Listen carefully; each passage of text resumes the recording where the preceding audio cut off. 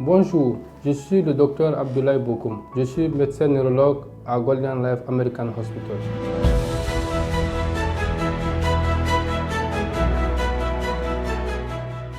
Le 29 octobre 2025, c'est la journée internationale de l'AVC.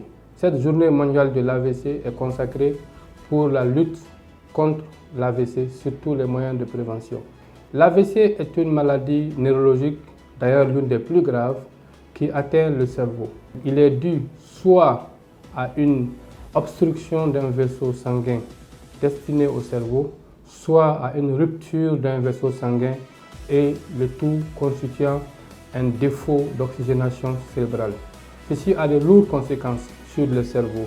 C'est une maladie très grave puisqu'elle est potentiellement mortelle ou laisse des séquelles très graves et très lourdes à porter.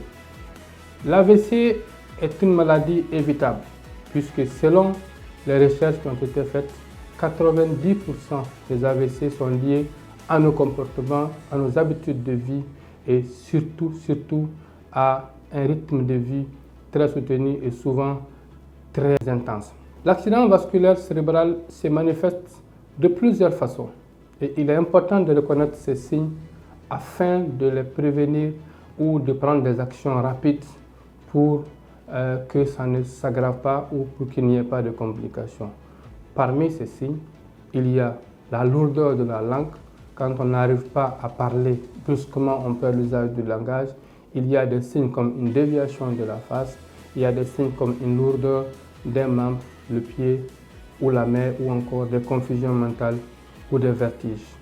Devant ces signes, il est extrêmement important de consulter le plus rapidement possible dans un centre de santé afin qu'un traitement précoce soit instauré pour limiter les dégâts liés à l'AVC. Quelles sont les causes de l'AVC? L'AVC est lié à plusieurs choses.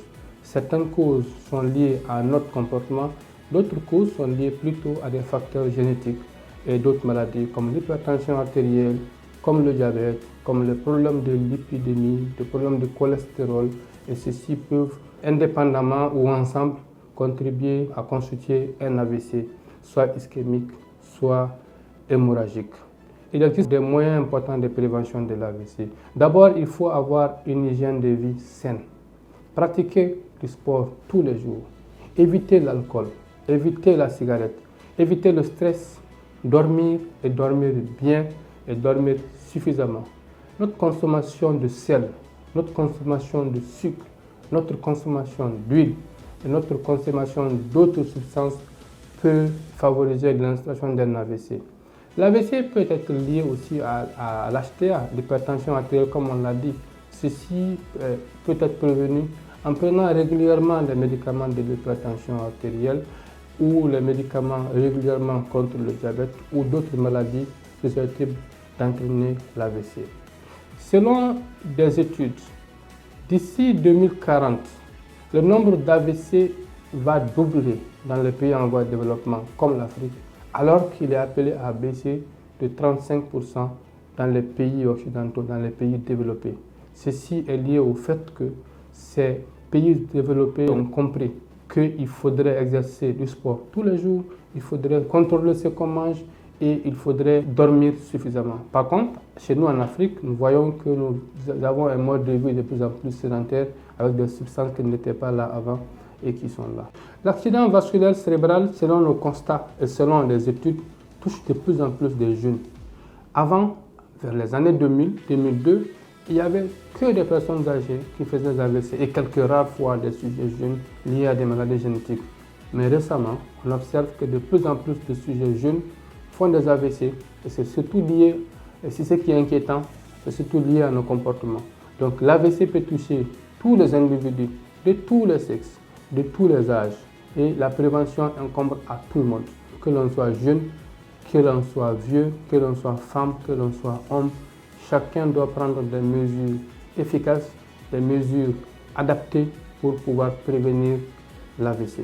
Donc ensemble, nous pouvons prévenir l'AVC en changeant de comportement, en adaptant un style de vie beaucoup plus adapté, et cela permettra non seulement d'éviter les AVC et réduire cette courbe qui a tendance à augmenter le nombre d'AVC dans les années à venir, et ceci va permettre d'économiser beaucoup d'argent dans la prise en charge de ces maladies, et surtout que chez nous en Afrique, ces plateaux ne sont pas disponibles et la prévention est le meilleur moyen de lutter contre les AVC. Je vous remercie.